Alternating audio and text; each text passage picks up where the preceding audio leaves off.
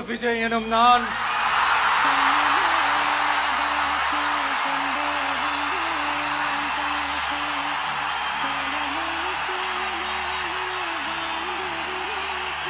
சட்டப்படி அமைக்கப்பெற்ற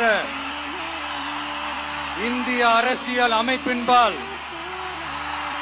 உண்மையான நம்பிக்கையும் மாறா பற்றும் கொண்டிருப்பேன் என்றும் இந்திய நாட்டின் ஒப்பில்லாத முழு முதல் ஆட்சியையும் ஒருமையையும் நிலைநிறுத்துவேன் என்றும்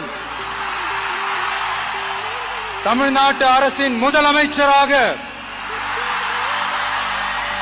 உண்மையாகவும் உளச்சான்றின்படியும் என் கடமைகளை நிறைவேற்றுவேன் என்றும் அரசியல் அமைப்பிற்கும் சட்டத்திற்கும் இணங்க